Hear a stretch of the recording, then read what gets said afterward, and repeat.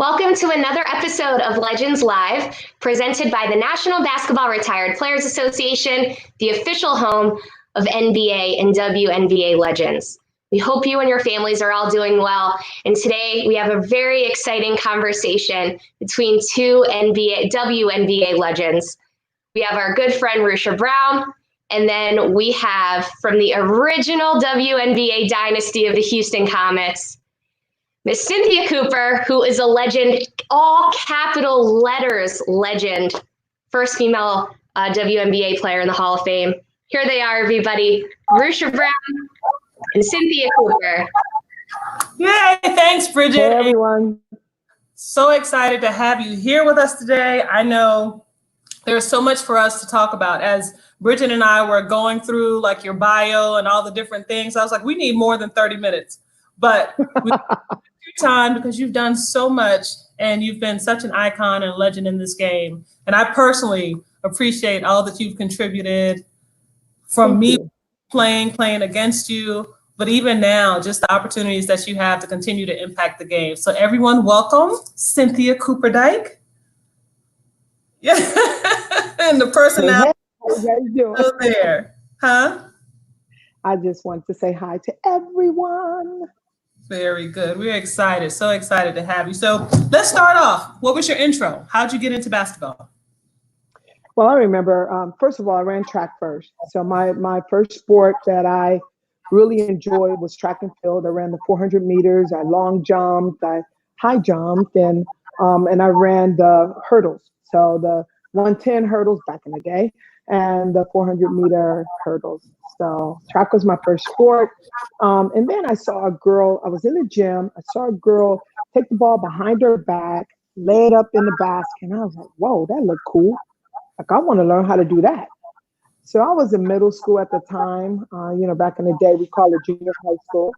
So I was my next year, my 10th grade year, back in the day, we started high school in the 10th grade. I was going to Locke High School, and the summer before, I wanted to start playing basketball. So I started around 15, 16 years old playing basketball. I loved it.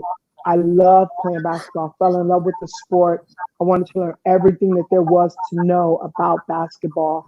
And there it is. I just, a young lady in the gym with making a behind the back layup, and that sparked my interest. Now that alone just speaks of your excellence, because I started playing in the 10th grade, but I didn't end up quite like you. So your mindset just coming in as a sophomore in high school really says a lot to how committed you were to the sport. So transitioning from track to basketball, like what type of mindset changes did you have to make for different sports? Well, a couple of things. Track and field is more of an individual sport. Basketball is definitely a team sport. So that's a mindset all in itself. You get to rely on your teammates. They rely on you. I thought track and field gave me a lot of coordination, speed, definitely endurance. I didn't have to learn how to do the cuts and how to get to my max speed on the court. I ran through sprint drills. It was not a problem for me. All I had to worry about was learning the skill of basketball. But I just, it didn't cost me anything to want to be in the gym and want to learn more and more and more. Back in the day when there weren't a lot of female basketball players playing the game of women of basketball. So I played with a lot of guys, and of course I went through that phase where they wouldn't let me play. They didn't want me to play. They didn't want me to be out on the court. They didn't think I was strong enough. They didn't think I was good enough. And that helped to fuel my passion for the game, my passion to get better, my passion to have a high level of work ethic, and my passion to never, ever give up. That's incredible. And we see all the results that have come from that mindset. And you went from high school, you ended up going to USC, and you're from Chicago, right? Yes, I was born in Chicago, and we moved from Chicago when I was very young. So I basically grew up in Watts. So I grew up in Watts, California. Okay, so then USC wasn't far from home at all for you. So that was an easy decision? So what a lot of people don't know, is that I got one scholarship offer, and that was to USC. So Wow. remember, I spent a lot of time running track. So I did get letters from colleges or universities for track and field, but for basketball, I really only had one scholarship offer. That was from USC. Um, so I started playing in the 10th grade. When I was a senior, we won the state championship. I think that kind of got me, gave me some publicity, got me a lot of coaches to see me. And then USC came calling, and I did not hesitate. Okay. I did not hesitate. At the time, I didn't know anything about the McGee twins other than they played at USC. I didn't really know how good they were. But yeah, USC came calling with that one scholarship offer, and I took advantage of it.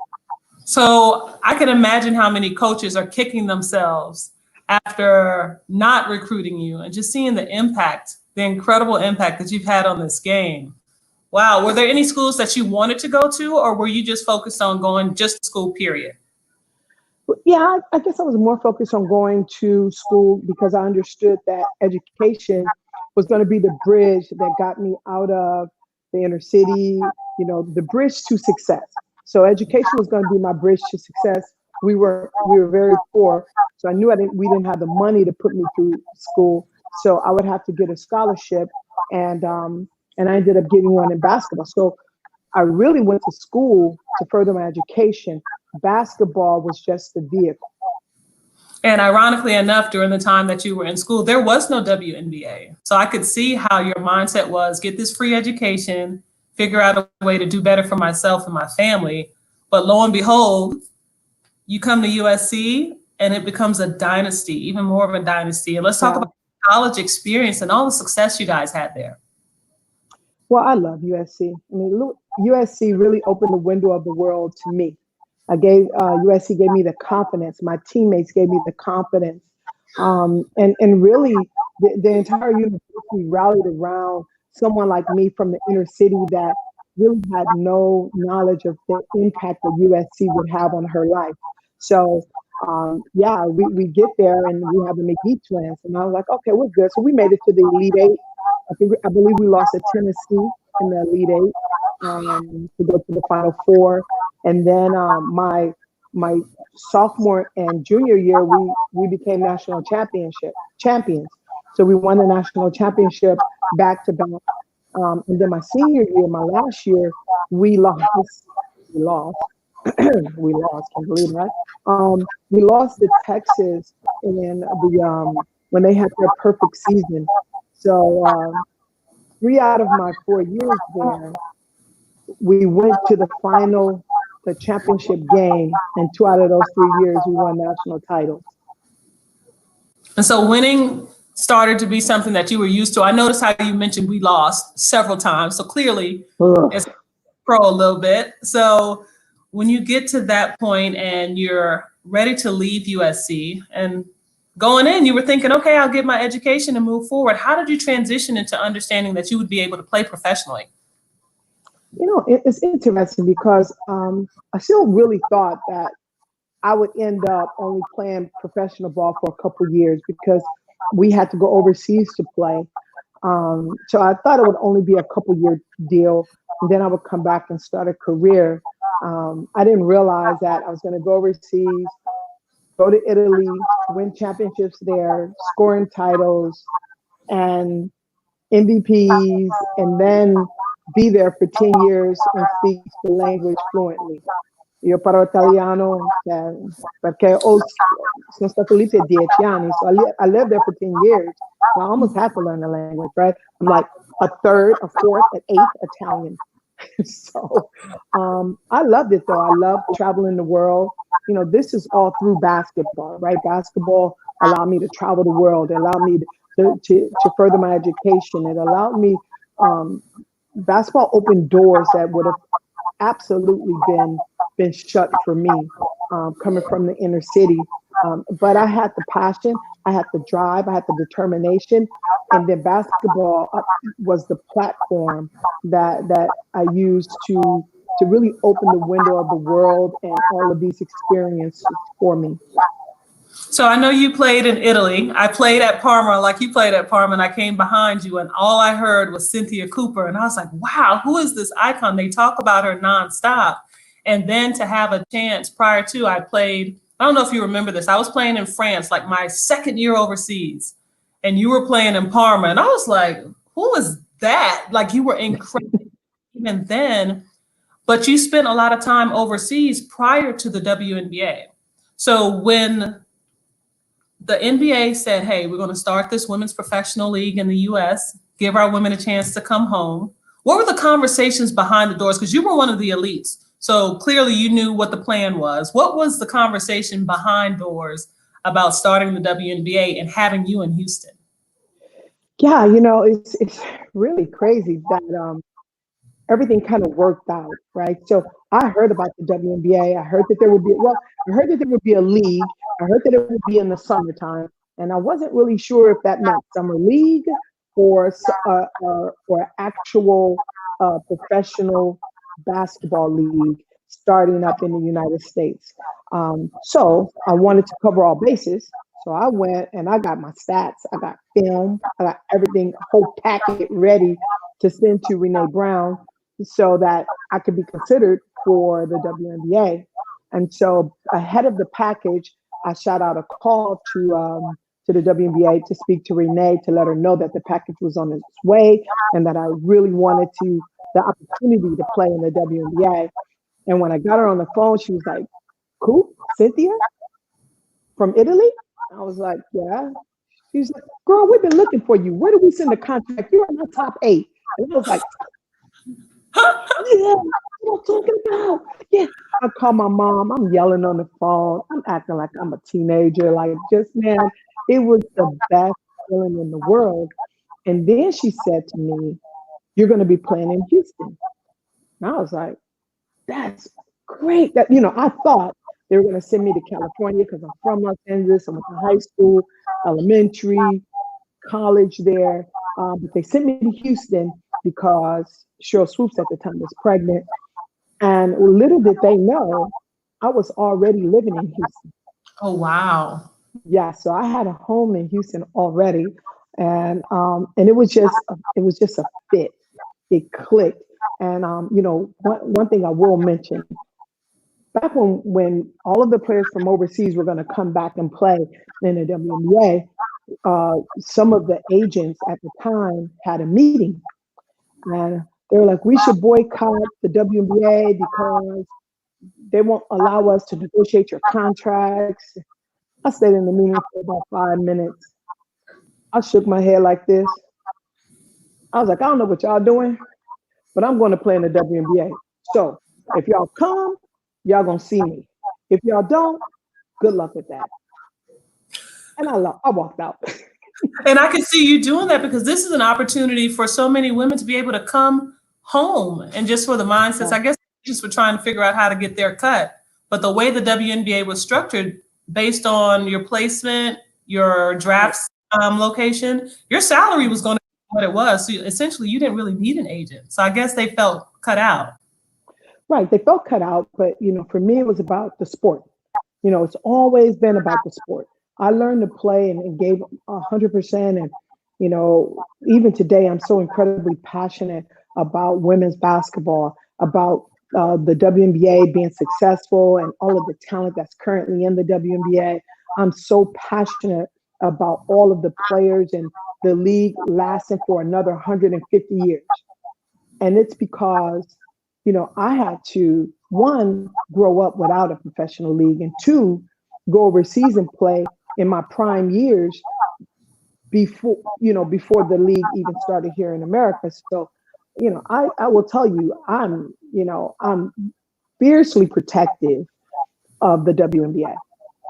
And because you were a part of it from its inception, and just having an opportunity to be there in the beginning and to look at it now to what it's become with the new commissioner and understanding what she's done with this new collective bargaining agreement and giving the women an opportunity to make more money so they could potentially stay home. Like, that was not an option pretty much, for the average. Yeah, it just wasn't an option. It just wasn't an option. I mean, you want to take care of your families, you want to live a good life, You know, I cannot tell you, I can't tell you that it was a bad thing necessarily, because part of the thing about playing overseas, you get a chance to travel the world. Like who would have thought that a kid from Watts would be in the former Soviet Union or France or Poland or Greece, or I mean, I was everywhere in the name of basketball. So, you know, there was definitely a positive thing for me playing. Besides, had there not been a league overseas, the WNBA would have completely passed me by. I would have not been active enough to, you know, to participate in the WNBA. So I'm grateful for everything that we did overseas. And I'm so grateful that David Stern, rest in peace, that he had the wherewithal, the level of passion to start a league and cared about women's basketball on a level that he started a professional league here in America.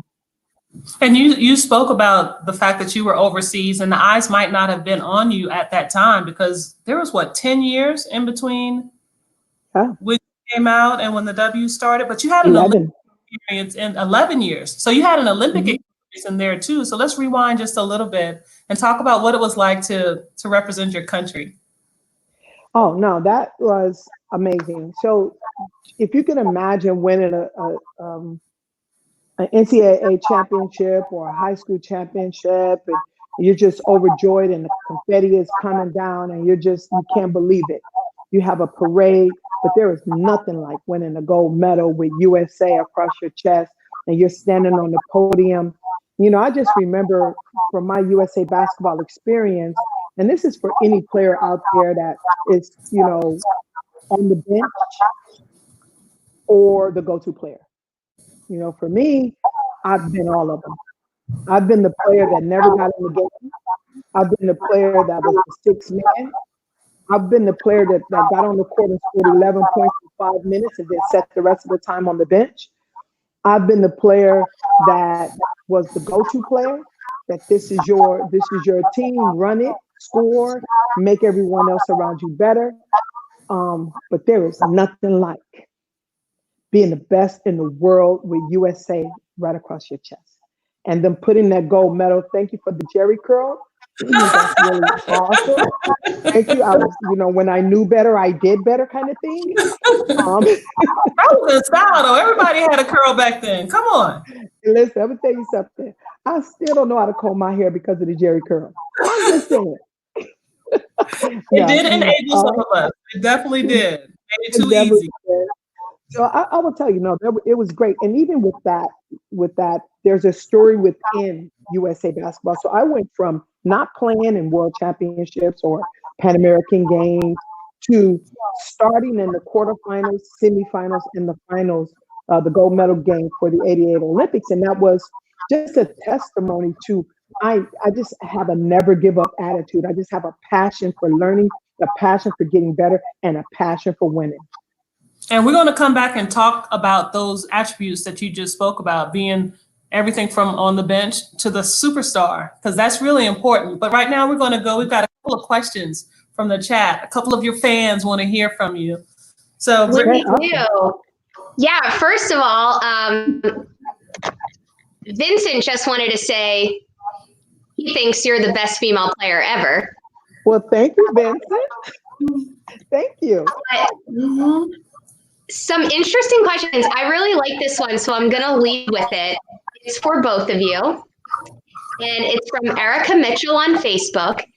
And she would like to know if you could play one-on-one with any player, male or female, past or present, who would it be? I'll let you go first, Rushia. I have mine. People are here. You have yours? Okay, so you go ahead. Let me think. Oh, I'm going to do Michael Jordan. He's my era. You know, I was going to say Kobe. Kobe is a little too young for me. His legs were too good, too awesome for me. And Kobe's my boy now. Absolutely. Look at my son right there. So Kobe's my boy. And actually at this moment, we're speaking in Italian to each other because we both played in Italy. And so anytime we were together, and so I would do Michael Jordan because people call me the female Michael Jordan, and I say that as humbly as I can. And so I'm gonna take him to now. He's gonna score on me, but I'm gonna score on him too now. I know that's right. Everybody's got to come. So how about your female one-on-one? So my female one-on-one. In your prime versus their prime, not necessarily saying you right now against somebody, but both of you at your peak. Well, no one could really hold me at all. No, I'm just kidding. Female, so female, I would probably have to say, okay, I'll do one present and one past. So one present, I'm gonna have to go with, it's really a tie between Diana Taurasi and Maya Moore. Okay. I want both of y'all. Both of them. I'm just trying to be the one and only. You know what I'm saying? Sure. And I know I have to go through y'all two to do that. I'm just kidding. I'm too old now. So those two, and then I would say, in the past, Sheryl Miller, one of the greatest players to ever play the game. I think she's the GOAT. She is the absolute greatest of all time. And I've had this conversation with some people that didn't get a chance to see her play, and because she came, a little bit too late for the league, like people didn't realize her excellence and the type of beast she was on the court. And I realized the fact because I went back and saw things, but she was absolutely incredible. And I think a lot of people miss out on that. Absolutely. And they didn't realize that she was the first player at her size, 6'2", 6'3", that possessed guard-like skills, that could shoot the three, get to the rim, defend on the ball. She played on both sides of that ball. She was just dynamic, a winner. She was the greatest. And that level of passion carried over to when she was coaching too, because she came over and coached in the WNBA, and just her enthusiasm and her passion and just her energy for her team. Like you couldn't ask for anything more. And so I really appreciate it. You see how you still haven't answered the question though. So you see how I bailed up. This is not about me. It's about you. You. This is not about me. All right. So to keep it all about Cynthia, I'll give you an out, Rushia. We have another question for you, Cynthia.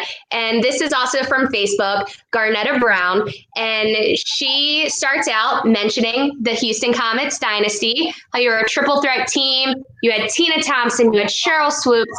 Who do you see in today's WNBA as a dynamic duo or triple threat? I mean, you can, gosh, there are so many threats. I mean, look at what Washington is doing with Elena Deladon. And I just want to give a shout out to my girl Candace out in Los Angeles and what her and NECA and her old crew is doing. And then you can't even imagine the level of talent that's on the Minnesota Lynx when you start looking at Maya, who will be back soon, and then Sylvia Fowles, and just their whole crew is amazing. I mean, I could go to the younger kids out with the Aces, and I mean, there's just so much talent in the WNBA right now. It's absolutely amazing. I saw something on Instagram. I actually reposted it on my Instagram and my Facebook, and they were like, "What are the top 3 players that the trio, if they go one-on-one, who would win?" And so I was happy that we got a lot of votes. I was really excited about that. But I was just like, Tina Thompson was amazing. She's on 2 different teams, the LA Sparks and then the Houston Comets, and then you look at Sue Bird and her crew up in the Seattle Storm, and then what Diana Taurasi and she does down in Phoenix. It's just amazing how much talent, and I'm so proud of every player in the WNBA and what they mean not only to their teams but for the legacy of the WNBA. And it means so much, like you mentioned, the legacy and you're starting out initially. And we're going to jump back to the Houston question since that was brought up. Have you been watching The Last Dance? I have not been watching. I started watching it. So, okay. Yeah. Well, I'll bring up one point. They just talked about Michael saying he didn't want to retire because he wanted to make sure he won 3 titles. But you and your Houston Comets won 4. Like, that is, I remember being a part of it. Was like, is there any use even playing them because they win every stinking year?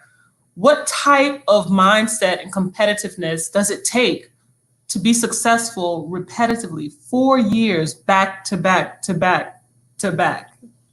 Yeah, you know what? It's amazing that we were able to maintain a certain level of excellence every year for 4 years straight. And I will tell you, my first year that we played, no one believed in us. Sheryl wasn't there; she hadn't come back yet.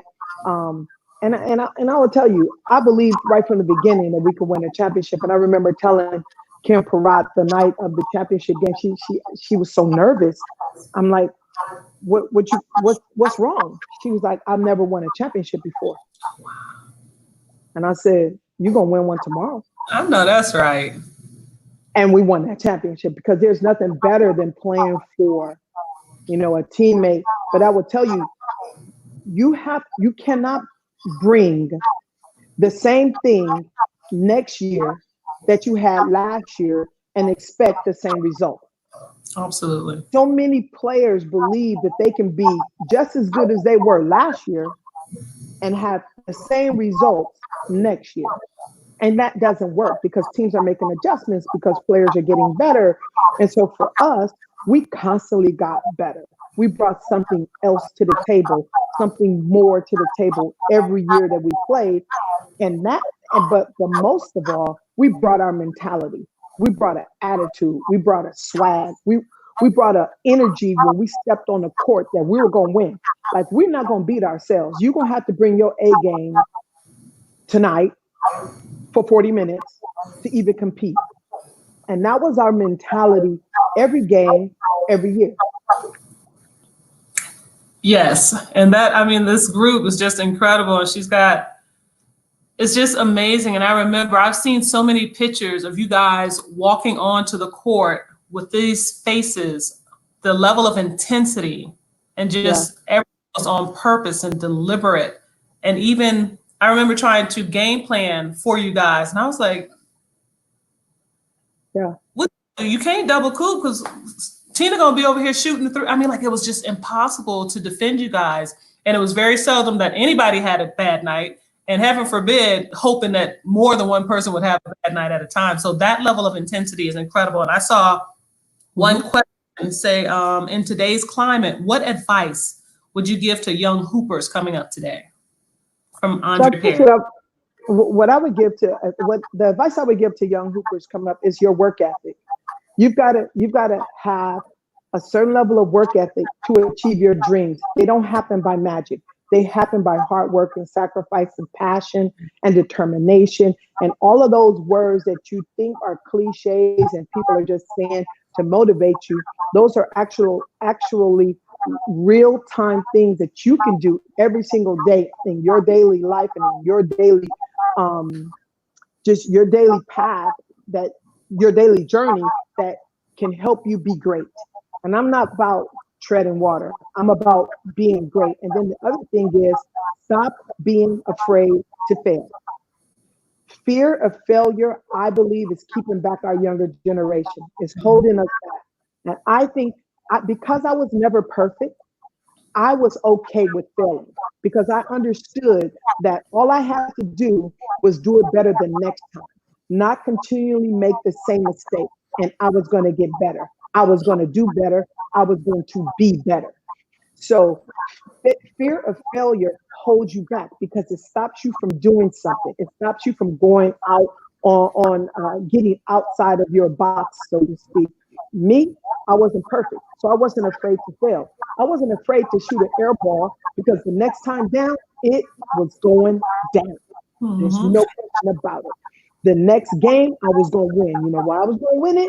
Because I'd worked hard. I'd fixed what I messed up in the last game, and I was ready to do it better the next game. Yolanda Moore, one of your former teammates, saying winning was the option and Coop led the way. And just the mindset and the attributes that you're speaking to right now, how kids these days are afraid of failure. Do you think social media plays a part in that? Because so many more eyes are on them. When we played, there was no social media. So you make your mistakes, you fix it, and you move on. But now the judgment is a little bit different.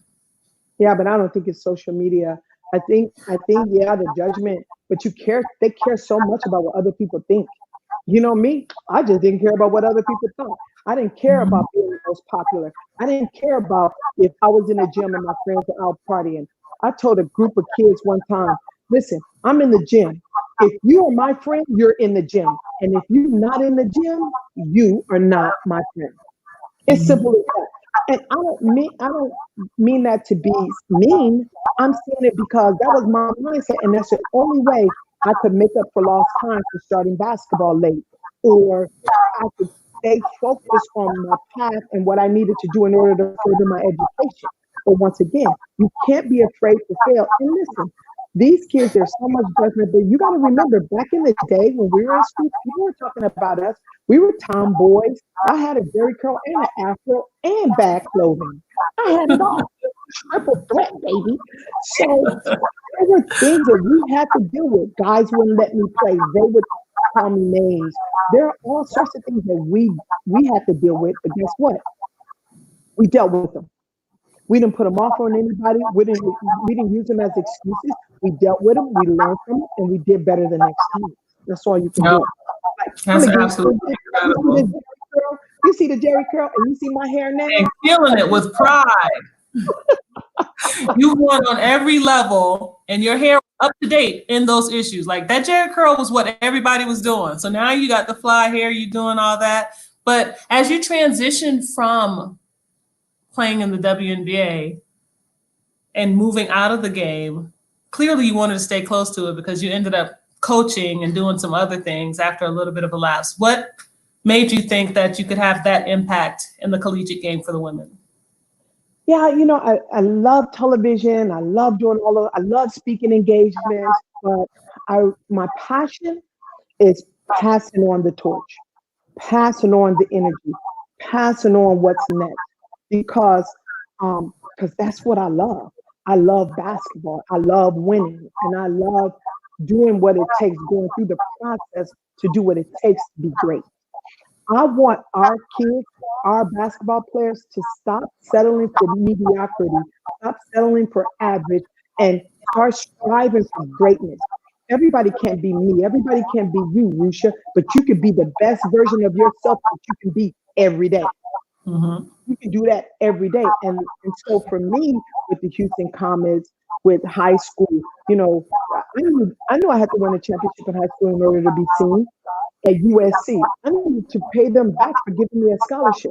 So let's go win a championship.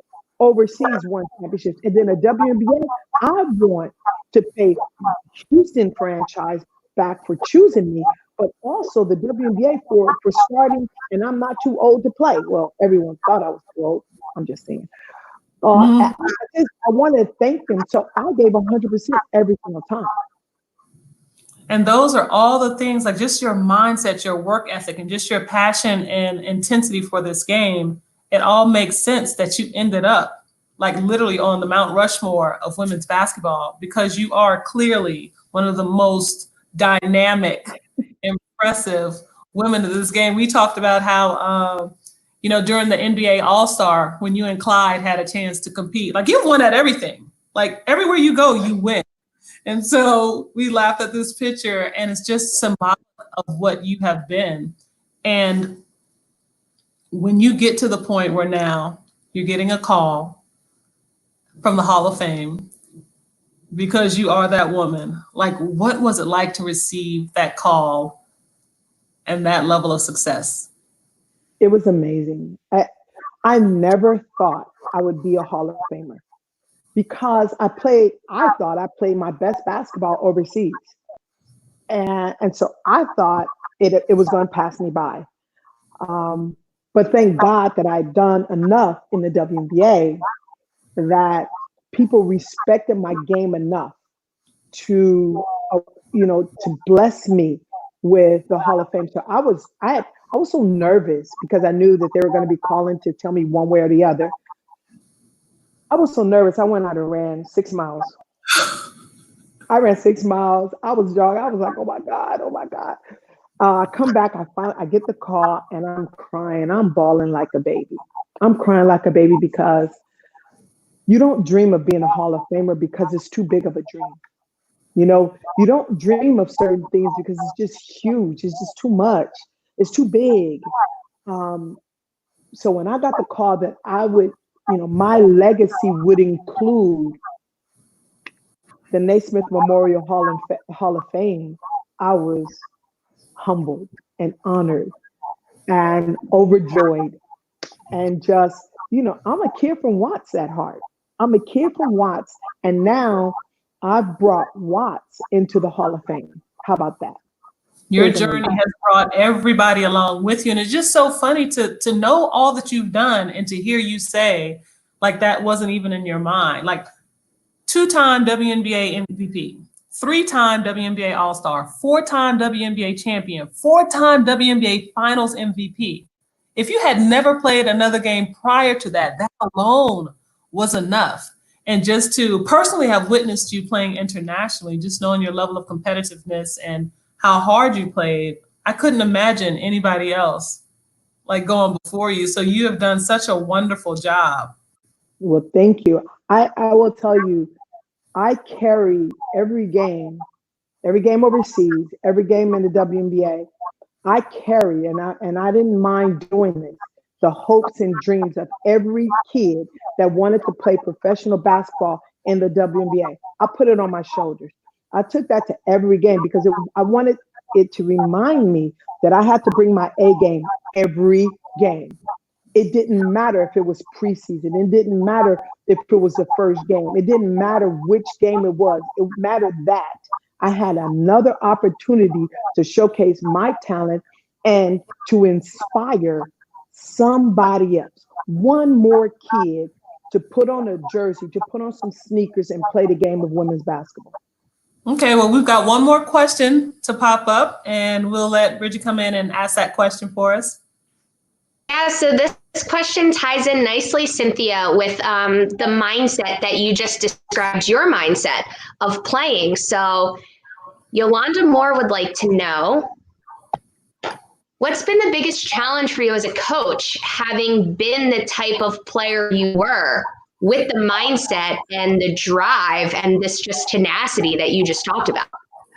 Yeah, that's a great question, Yo. So the biggest adjustment for me, well, there are a couple. One is I had to be patient.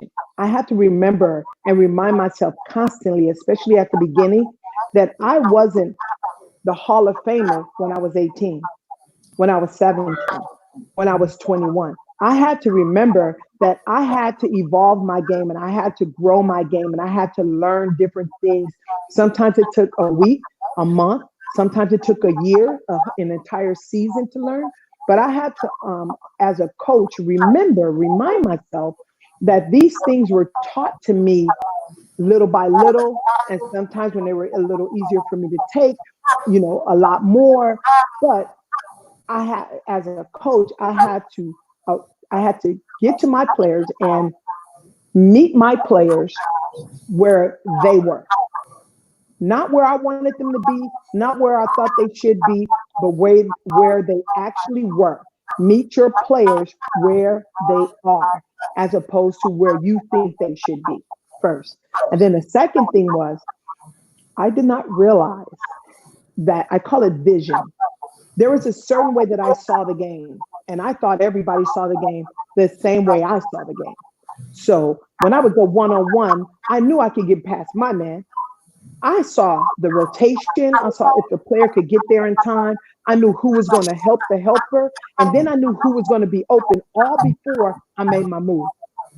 I thought everybody did that. I thought everybody knew it. So it doesn't work like that for everybody, ma'am.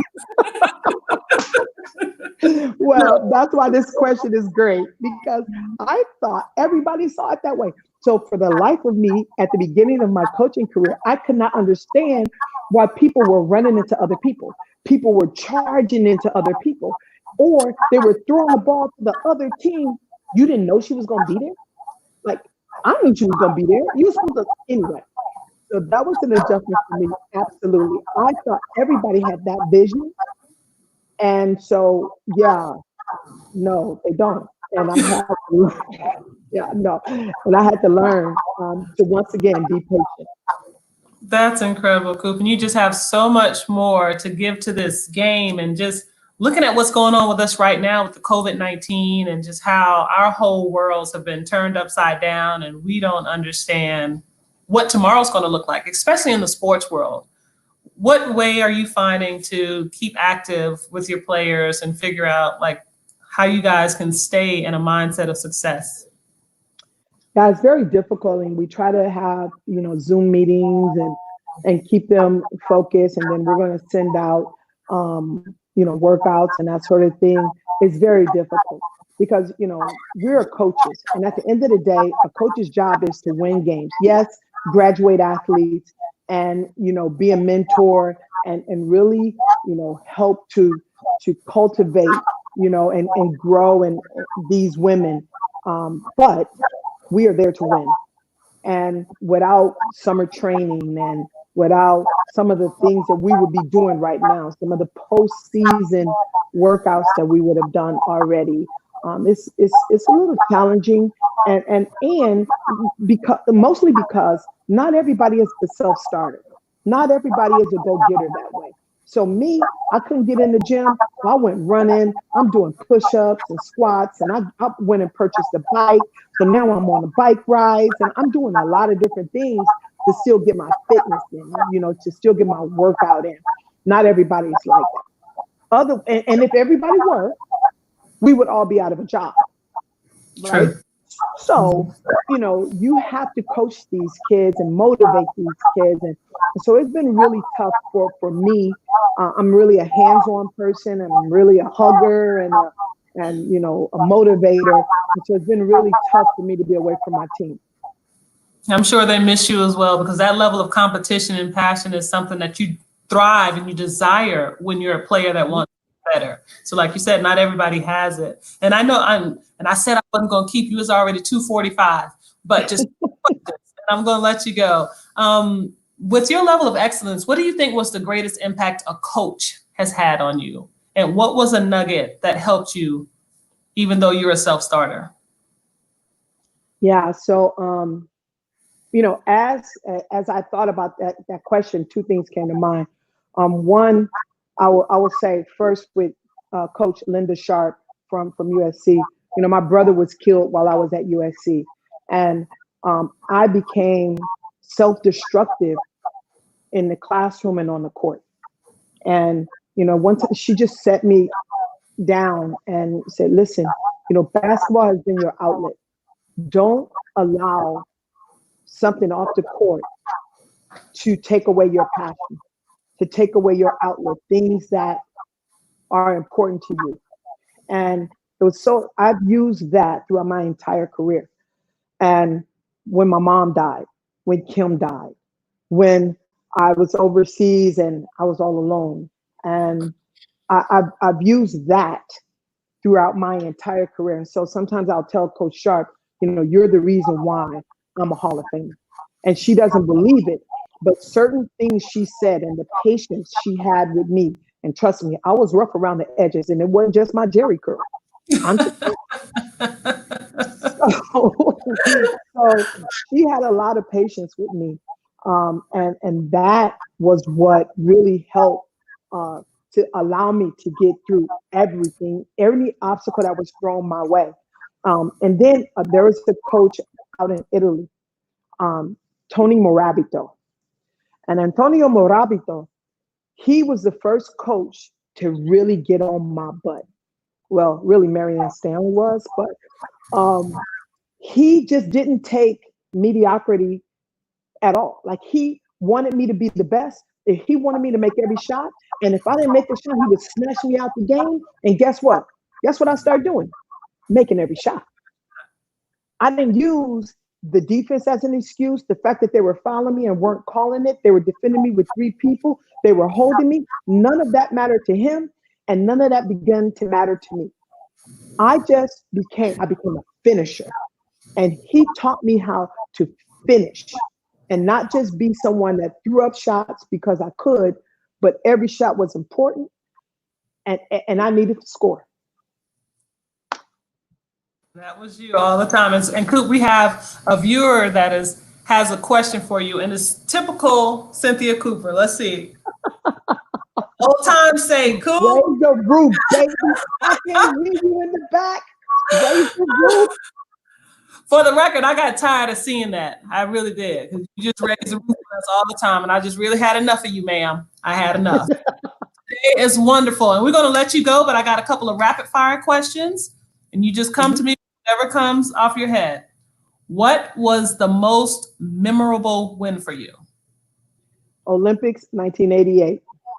Okay. What is the one loss that still gets you? University of Texas, when they had their perfect season for the national championship. Got you. Who was your favorite teammate? Oh God, don't put me in that. So my favorite teammate was probably Kim Perrott or Rhonda Wyndham. Okay. Who was your biggest rival?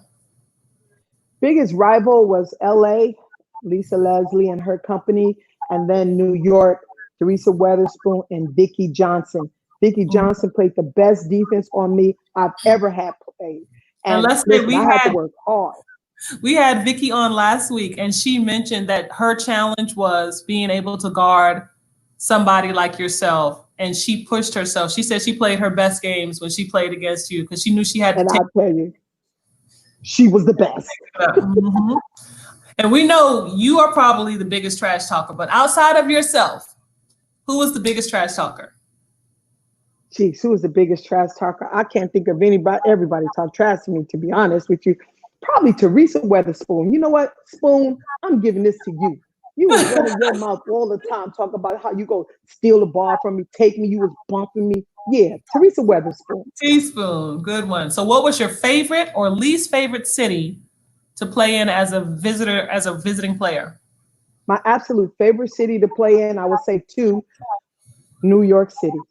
The fans are great. They know their sports. And as much as they cheered against me during the game, they also shook my hand and gave me some props after the game. So New York City and Los Angeles, because that's where I grew up. For sure. So what are your go-to sneakers? My go-to sneakers are the Air Shake 'em Ups by Nike. Air Shake 'em Ups. Okay. Your favorite basketball movie? Favorite basketball movie, Love and Basketball, baby. No. Actually, my favorite basketball movie is, oh God, I'm missing the name right now. West Texas, Glory Road? I think it's Glory Road. Glory Road. Okay. Yeah. Well, yeah. Cool. I just really appreciate your taking time out and sharing your knowledge and letting us have some of your wisdom. And I've said it throughout, you are basketball royalty, and I greatly appreciate you. And I know just everyone who's had a chance to watch this episode is just very thankful that you took the time to come out and share your story. And if you have anything to say, you can address everybody, but we appreciate you. Well, I want everybody to stay safe. I'm sorry. Everyone stay safe. And if you can, stay at home. And just thanks for having me. I had a great time. Absolutely, Coop. We greatly appreciate you. You are wonderful. Peace and blessings, Coop. Before you guys go, Cynthia, I want to share some pictures with you and also let our viewers into the Legends Only world that we've created through our Players Party series. And these are amazing photos of just how you are so integral in the basketball family. There is no WNBA NBA divide when you're there. They're my people. You're just I took all the photos. We'll send them. We'll send them. But thank you so much for joining us. And Rushia, thank you so much again for being on Legends Live. I appreciate you both, and I hope you both stay well in your families. Absolutely. Thank you. You guys take care. Thank you very much. Okay. So, Legends Live viewers, up next, we have joining us on Thursday, Tim Hardaway is going to be on the show with our very own Kenny Gaddison on Thursday at 5 p.m. Eastern Time, 2 p.m. Pacific Time. We hope you'll all join us for that. If you would like to catch any of the previously recorded episodes, including today's conversation, you can visit legendsofbasketball.com/legendslive. And until Thursday, take care and be well. Thank you for watching.